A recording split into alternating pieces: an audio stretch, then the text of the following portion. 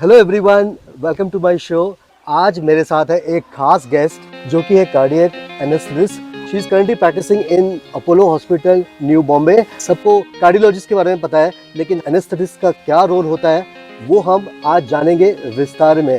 तो इसी के साथ मेरे साथ आज बनी है doctor Leena. Namaste. Thank you for having me on your show, Suresh. Today Dr.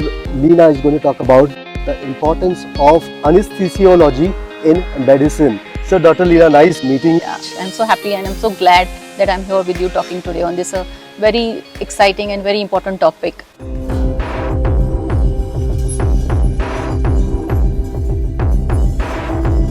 Can you talk about the different types of anesthesia? Your role as an anesthetist. Before I start with my anesthesia role, मुझे एक बात just explain करनी है लोगों को कि anaesthesia degree के लिए उतनी ही पढ़ाई करनी पड़ती है जितनी कि सर्जन को या कोई एमडी फिजिशियन को करनी पड़ती है।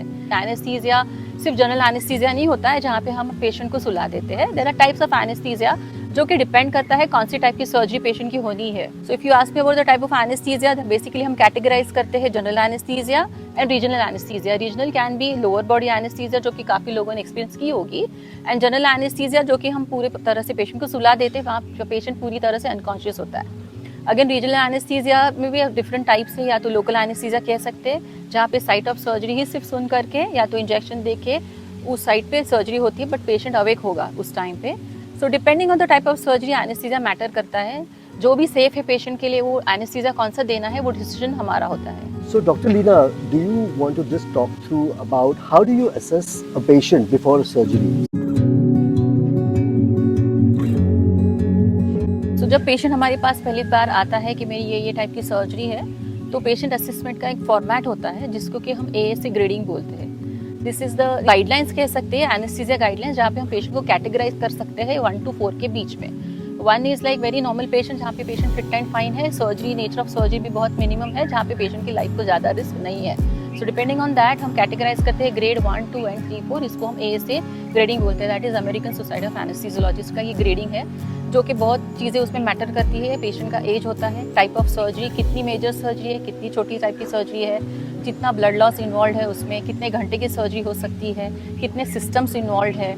मोर ओवर पेशेंट को पहले से ब्लड प्रेशर है, डायबिटीज़, या पेशेंट को एग्जिस्टिंग कुछ प्रॉब्लम्स है, उसका बाईपास सर्जरी हुआ है, या तो जो भी है कुछ न्यूरोलॉजिकल इशू है। As an anaesthetist I have to assess the patient from head to toe, each and every system, because जब मैं जनरल एनेस्थीसिया देती हूँ पेशेंट पूरी तरह मेरी कंट्रोल में होता है। सर्जन गॉल ब्लैडर की सर्जरी करता है, surgeon will only focus on the gall bladder, but as an anaesthetist जब मैं पेशेंट को जनरल एनेस्थीसिया देती हूँ, हेड टू टो पेशेंट के सब ऑर्गन्स मेरे हाथ में होते हैं। During the surgery all the organs I have to preserve the function. So the dosing of anaesthesia drugs, duration of surgery, patient की डेप्थ ऑफ एनेस्थीसिया, पेशेंट का pain relief during the surgery, after the surgery, patient को कितना deep रखना है, कितना नहीं रखना है, what type of surgery, patient की कैटेगराइजेशन कैसी है, ये सब इंपॉर्टेंट होता है। सो हम लोग AS ग्रेडिंग के हिसाब से हमको पता चलता है कि पेशेंट कितना रिस्की हो सकता है एनेस्थीसिया के लिए।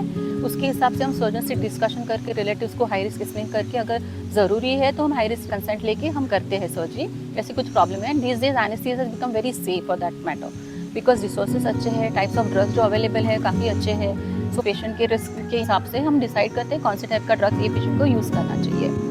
मोर ओवर सबसे इंपॉर्टेंट है एयरवे। एयरवे ज़्यादा लोगों को पता नहीं है। जब हम पेशेंट को पूरी तरह से बेहोश करते हैं, पेशेंट का ब्रीदिंग, रेस्पिरेशन हमारे हाथ में होता है। पेशेंट ब्रीद नहीं करता है जब हम जनरल एनेस्थीसिया देते हैं, तो हम क्या करते हैं, लैरिंगोस्कोपी इंट्यूबेशन करके प्रोसीजर है, आप गूगल करके देख सकते हो। एक बार पेशेंट को पूरी तरह से सुलाने के बाद हम मुंह में से स्कोप डाल के उसके विंड पाइप पे प्लास्टिक ट्यूब डालते हैं, जिसमें से वेंटिलेटर से हम पेशेंट को वेंटिलेट करते हैं। सो पेशेंट का ब्रीदिंग भी मेरे हाथ में है, because patient is not breathing. So once the surgery is done with time, हमारे एनेस्थीसिया ड्रग का हम टाइम करते हैं, बिकॉज उनको पता है मैंने कौन सा मेडिसिन यूज़ किया, कितने घंटे चलेगा और पेशेंट कब उठ सकता है। अगर सर्जरी लंबी चलती है तो हम पेशेंट को कंटिन्यू करते हैं एनेस्थीसिया का डेप्थ। उसके लिए बहुत सारी चीज़ें हैं, IV ड्रग्स दे सकते हैं, या तो गैसेस यूज़ करते हैं हम anaesthesia gases. So there are various methods. अगर बोलने जाए तो बहुत टाइम लगेगा, but it's just in short, depending on the duration of surgery anaesthesia चलेगा। अगर सर्जरी 2 घंटे की सर्जरी 6 घंटा चलती है तो मेरे पेशेंट को 6 घंटा एनेस्थीसिया देना ही पड़ेगा। लोगों को लगता है 1 घंटे का सर्जरी है बट एनेस्थीसिया से पेशेंट उड़ गया, तो ऐसा नहीं होता है। हमारे हाथ में सब कंट्रोल होता है, पेशेंट का life is in my hand when I have anaesthetised the patient. So depending on the surgery, depending on the duration, जो भी प्रॉब्लम्स चलती है या जो भी अगर नहीं भी चलती है, सो व्हाटएवर सो ये सब पैरामीटर्स हम असेस करके ही हम पेशेंट को एनेस्थीसिया देते हैं and once the surgery is done everything is fine we start to wake the patient out of anaesthesia and patient is fully awake. So that again depends अगर कौन से type की surgery है. 70-80% of the surgeries are such where the patients are awaken. Surgery के बाद हम उनको awake करते हैं, patient is fully conscious, talking and all, but yes recovery में रहेंगे, थोड़ा टाइम मॉनिटर एंड वार्ड में सर्जरी के बाद या आईसीयू रिकवरी केयर के बाद they are in the wards. So like that. And अगर मेजर सर्जरी है लाइक ब्रेन सर्जरी है, हार्ट सर्जरी है, एनी अदर सुप्रा मेजर सर्जरी जिसको हम बोलते हैं, जहाँ पे हम पेशेंट को आईसीयू लग सकता है, तो कार्डियक सर्जरी के बाद यूजुअली हम पेशेंट को वेंटिलेट करते हैं. वेंटिलेट मतलब पेशेंट को वेंटिलेटर पे रखेंगे फॉर फ्यू आवर्स, जब तक कि पूरे बॉडी के सब सिस्टम्स नॉर्मलाइज हो जाते हैं, हार्ट नॉर्मलाइज नहीं हो जाता, हार्ट की रिकवरी होती है. सो सब पैरामीटर्स असेस करके हम डिसाइड करते हैं पेशेंट को वेंटिलेटर से कब बाहर करना है. So this is what is general about anaesthesia. Oh, that's good to hear. There are a lot of things which happens. पहले हम लोगों को लगता है कि कार्डियोलॉजिस्ट है उनका ही मेन रोल होता है, बट आज ये आपसे सुनने के बाद मुझे पता चल रहा है कि what is the role of cardiac anaesthetist, क्या क्या डेलिकेट चीज़ें आप लोग करते हो and how important this particular role is as well. On that I just want to ask you is that like how you have seen your role evolve as in the technology wise. I am saying जो पहले technology use हुआ करते थे और your drugs have they changed drastically. Have you seen changes in the technology? Yeah, I would say medicine एक ऐसी branch है जहाँ पे कंटिन्यूस रेवोल्यूशन होते ही रहता है. The drug which I was using 20 years back आज मार्केट में है भी नहीं.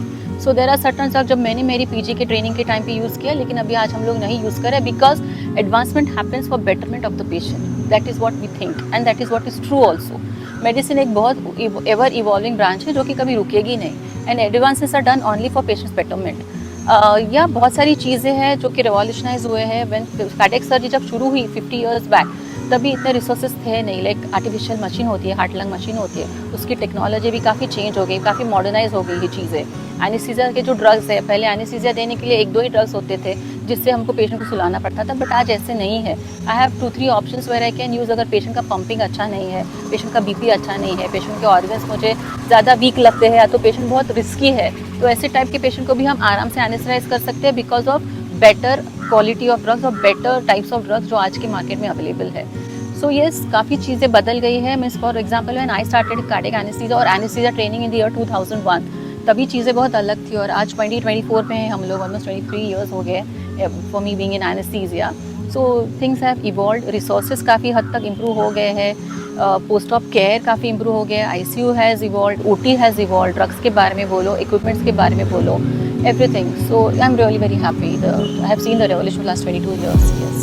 Very good. That's glad to hear that. With that, Dr. Leena, can you talk about your challenges? आपने जो challenge face किया in this career of yours, तो anything which you recollect, which you want to talk to my viewers? Cardiac anaesthesia की अगर मैं बात करूँ तो फॉर एग्जांपल कार्डियक डिफेक्ट्स जो होते हैं वो सिंस बर्थ से लेके वॉट एवर एज पेशेंट का है उसमें वाइड वैरायटी होती है. लाइक फॉर एग्जांपल अगर बर्थ से डिफेक्ट होते हैं हार्ट में, वो छोटे से होल से लेके कॉम्प्लेक्स हार्ट डिजीजेस हो सकते हैं.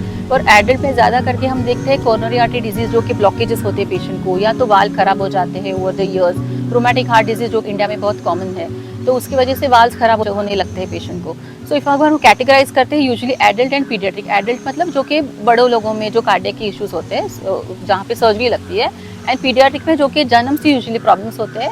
And depending on the type of the lesion, कौन से टाइप का उस पर डिफेक्ट है, तो कब सर्जरी करनी है कब नहीं, वो बहुत मैटर करता है पेशेंट के स्टेटस पे भी. पेशेंट कौन से टाइप पे हमारे पास आया है for the surgery, is the surgery really possible, या तो सिर्फ पैलिएटिव केयर देना है, तो बहुत सारी चीज़ें हैं. सो depending on the type of legion, like heart का कौन सा डिफेक्ट मैं हैंडल कर रही हूँ, बच्चे का एज रहने दो, या तो अगर बड़ा पेशेंट है तो उसका क्या टाइप का डिफेक्ट है, उसको ब्लॉकेजेस है या वाल्व सर्जरी लगने वाली है. So depending on the type of the heart lesion anaesthesia management बदल जाती है, सर्जिकल अप्रोच बदल जाता है, आईसीयू केयर बदल जाता है. इसलिए जब पेशेंट हमारे पास आता है फॉर एनी कार्डियक सर्जरी और any cardiac defect, as an anaesthetist we have to assist the patient in detail. सिर्फ कार्डियक सिस्टम ही नहीं, as I said before, each and every system तो हम स्कैन करते ही हैं. आपने देखा अगर एनेस्थीसिया और फिटनेस के लिए पेशेंट आता है, अगर गॉल ब्लैडर का सर्जरी तो भी हम लोग कंप्लीट ब्लड काउंट मांगते हैं. I have to know patient का हीमोग्लोबिन कितना है. अगर 6 हीमोग्लोबिन रहेगा तो मैं सर्जरी के लिए फिटनेस नहीं दूंगी क्योंकि गॉल ब्लैडर सर्जरी है. Is it really worth? So this are the things we have to see the other systems also. और ऑफकोर्स हार्ट का अगर सर्जरी तो हार्ट तो हमको डिटेल में असेस करना ही पड़ता है. बच्चों है तो बच्चों का हार्ट लीजन कब से है, बर्थ से है, टाइप ऑफ डिफेक्ट क्या है, उसके लंग्स को किस हद तक उसका इफेक्ट हुआ है, लंग के प्रेशर्स बहुत ज़्यादा है, कम है, पेशेंट को पहले वेंटिलेटर पे रखना है, उसको लंग प्रेशर्स कम करने हैं, फिर सर्जरी करनी है। तो बहुत सारी चीज़ें हैं जो कि हमको देखनी पड़ती है। सो या it is a very challenging thing because it's not easily manage. तो सिर्फ हायर सेंटर्स में ही पीडियाट्रिक कार्डियक सर्जरीज होते हैं। एडल्ट कार्डियक सर्जरीज तो फिर भी काफ़ी जगह पे होते हैं आजकल मुंबई में, बट पीडियाट्रिक के लिए we have only exclusive few centres in Bombay I would say. Moreover in new Bombay there are hardly 2 or 3 centres जहाँ पे कि कॉम्प्लेक्स हार्ट लीजन्स हम लोग ट्रीट करते हैं। So Apollo is one of them. I am proud to say that. That's very good to hear and you find it very rewarding right, जब भी patient जो आपका बहुत ही चैलेंजिंग सिचुएशन होता है, बहुत ही डिफिकल्ट, कोऑर्डिनेशन भी बहुत इंपॉर्टेंट होता है, फिर जब आप लोग सब मिल के एक अच्छा काम कर लेते हो, बहुत ही complicated surgery, if you kind of get it successful, तो बहुत ही रिवॉर्डिंग फील होता होगा राइट। एक एग्जांपल देना चाहूँगी कि लाइक फॉर एग्जांपल जब बच्चे आते हैं हार्ट लीजन लेके, लाइक उनको जो कॉमनली लीजन जो होता है वो होल इन द हार्ट बोलते हैं। ओके तो जो टाइप ऑफ होल है उसके ऊपर डिपेंड करता है पेशेंट कितना सिम्टोमेटिक है। बट इफ़ यू सी, जिन्होंने भी ये देखा होगा आसपास में या तो अगर पढ़ा होगा पेपर में, आपने देखा होगा जब बच्चे को जब होल की जो प्रॉब्लम होती है उसमें क्या होता है, पेशेंट को बहुत दम लगने लगता है। हाँ। पेशेंट ग्रो नहीं करता क्योंकि वो दूध नहीं पी सकता, क्योंकि उसको लगता है मुझे सांस लेना ज़्यादा इंपॉर्टेंट है दूध पीने से। तो ऐसे करके usually they don't grow because they are so breathless. Correct. Why? Because the lung pressure high, because of that hole in the heart जहाँ पे पूरा एनाटॉमी ही चेंज हो गया है हार्ट का। सो विच इज़ नॉट सूटेबल। हम नॉर्मल ह्यूमन बींग्स के लिए वो एनाटॉमी सूटेबल नहीं, इसलिए करेक्ट करनी पड़ती है। But once you subject such babies to surgery, और जब रिकवर होकर घर जाते हैं and when they come to us with for the follow up, 1 महीने का फॉलोअप, 3 months का, 6 months का, you won't believe there is so much drastic change in the baby. Baby has gained weight, baby is doing fine, they're playful, and they have come back to their normal life. The quality of life just improves like something, you know. It is so rewarding and it gives us so much of content and satisfaction कि यार हमने कुछ अच्छा काम किया है बच्चे के लिए. To see the patient who has improved before the surgery, after the surgery, lot of improvement in the baby, and we are just happy with that fact, and I hope we continue to do good work for life, you know. Absolutely delighted to hear that. खास करके जब baby की बात आती है तो बहुत सारा इमोशंस Emotions होता है। attached होते हैं, yeah, yes. और ये कॉम्प्लिकेटेड सर्जरी जिसे आपने बात की, just hole in your heart and seeing a बच्चे को उनकी हार्ट सर्जरी, वो सोच के ही इतना प्रेशर होता है माँ बाप को, इमोशनली कनेक्ट होता है। And when everything is successful after all the pains and you know, parents कितने खुश होंगे उसका मैं अंदाज़ा लगा सकता हूँ, और ख़ास करके आप लोगों को भी, बिकॉज बच्चे की सर्जरी इतनी कॉम्प्लिकेटेड होती है और सक्सेसफुल हो जाती है तो आप लोगों को भी एक अकम्प्लिशमेंट लगता होगा। Correct. Yes. People who are watching this podcast, उनको जानना होगा, they are aspiring to become, first maybe they start off thinking that they would want to become cardiac surgeon, but later on they think that after listening to this they will understand that the role of an anesthetist as well, it is so complicated and so important. तो उनको क्या पढ़ाई करनी होगी actually to get to this where you are cardiac anesthetist? MBBS तो basic education आपको करना पड़ेगा। आफ्टर MBBS एनेस्थीसिया अगर लेते हैं तो ऑब्वियसली MD एनेस्थीसिया करना पड़ेगा, जो कि 3 साल का कोर्स है। That depends where you do और whatever, but depending on the rank and as entrances. And after that अगर कार्डियक एनेस्थीसिया करना है तो I would suggest you go for a formal training in cardiac anaesthesia, because cardiac anesthesia is something where you learn and you read, you know, there has to be coordination between the both. Just with practice you may be able to do it, but theoretical knowledge बहुत important है। मुझे लगता है वो जब आप 3 साल का ट्रेनिंग करोगे या 2 साल का फेलोशिप का भी ट्रेनिंग करोगे, that confidence and that in depth knowledge of that particular region जो आपको आएगी ना, वो कभी नहीं आएगी। So I would say yes, MD anaesthesia के बाद में you can go for either cardiac anaesthesia fellowship courses और MD DM courses. So anaesthesia भी उसी तरह से हमको पढ़ाई करनी पड़ती है, like MBBS MD and then fellowship और super specialisation MD in cardiac anaesthesia. So doctor Leena, एक जो मैंने रिसर्च की है तो उससे मुझे पता चला है कि not too many ladies they would want to do cardiac anaesthesia, is that right? Yeah, it is right to some extent because see cardiac anesthesia एक बहुत डिमांडिंग ब्रांच है, जहाँ पे आपको कितना टाइम देना पड़ सकता है आपको खुद को नहीं पता। अगर समझो गॉल ब्लैडर की सर्जरी या कोई अपेंडिक्स की सर्जरी है, यहाँ पे 1 घंटे में सर्जरी खत्म होने की गारंटी होती है, बट कार्डियक सर्जरी सच जहाँ पे टाइम का कुछ हिसाब नहीं होता है। कार्डियक सर्जरी में last anywhere between 4 hours, 6 hours, 8 hours, you never know depending on the type of surgery I am saying. So yes, cardiac anesthesia बहुत चैलेंजिंग है, आपको पूरा दिन OT में खड़े रहना पड़ता है, you have to be with the patient, get involved in each and every step। आपको सर्जरी की कौन सी स्टेप चालू है ये भी आपको पता होना चाहिए, because that is where your management starts। OT के अंदर ही during anaesthesia at the time of surgical step भी हमारे मैनेजमेंट शुरू होते हैं। पेशेंट को हम अभी कूल कर रहे हैं या पेशेंट को हम रिवॉर्म कर रहे हैं, तो यहाँ पे हेड एंड पे एनेस्थीसिया भी वैसे हमको मैनेज करना पड़ता है। चलो अभी पेशेंट को रिवॉर्म कर, पेशेंट का टेम्परेचर बैक टू नॉर्मल आएगा, एनेस्थीसिया वाइज मुझे अभी क्या करना है। So I have to be in tune with the surgeon also. Just anesthesia दिया मैंने, ठीक है, बाकी सभी मैनेज करिए, but even I have to know कि क्या सर्जिकल स्टेप है. So as a general anaesthesia के जैसे इतना रिलैक्स नहीं होता है ओटी में. We are always on our toes. Any time whatever surgical step is going on, ठीक चल रहा है, कुछ हो रहा है, कुछ चैलेंजेस सर्जन फेस कर रहे हैं, technical challenges, what ever. So that is how, that's why people are scared of taking up cardiac anesthesia, especially females, because they're long working hours. Yeah, वो तो है, but that satisfaction what you get when you treat small babies to whatever age the patient is, as far as cardiac surgery is concerned, that content is out of the world. I can't explain you that in words. Yeah, तो उसी के साथ related I want to further ask you is that I'm sure you said that so many hours आपको रहना पड़ता है, तो fitness levels definitely आपको चाहिए. तो what do you do for your fitness levels? Yeah, fitness तो होनी ही चाहिए. So despite working so hard, see, I work about say 8 to 9 hours every day. But somehow I manage time for myself. मैं हफ्ते में 4 days तो workout करती हूँ, no matter what. I'm a very gym person, but I do yoga also once a week.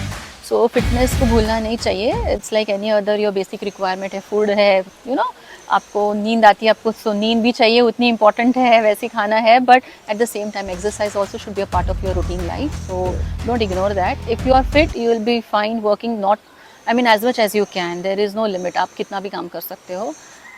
So but yeah, fitness is very important indeed. Yes. Absolutely right. Fitness is very important. That keeps you fresh and you can work as longer you want. Yes. Okay, with that, like I've seen you talking in your conversation about self-love or what you do. Yeah, see, self-love मुझे लगता है I will talk only for females because see, when I started into fitness, I've been working out for last 11 years, but being a sport person, I was always involved in some kind of physical activity. And what I have seen or what I have realized, I'm 48, I've realized that females, especially after 40 or after 35, when they get married, they're settled with kids, husband, उनका focus से family हो जाती है, husband, kids, in-laws. उन्हीं को खुश करने में उनकी पूरी ज़िंदगी चली जाती है. But that should not be the thing, because somewhere inside they are losing themselves, you know. Right. That should not happen. So they cannot be happy from within. See, they may be happy, I'm not saying that. But self love is something जो आप कर रहे हो उसमें आपको बहुत 100% खुशी मिल रही है. It can be anything. आपकी हॉबी हो सकती है, आपको घूमना फिरना पसंद है, वो हो सकता है, या तो आपको फैमिली के साथ टाइम स्पेंड करना अच्छा लगता है, वो भी हो सकता है. इट डिपेंड्स आपको किस में खुशी लगती है.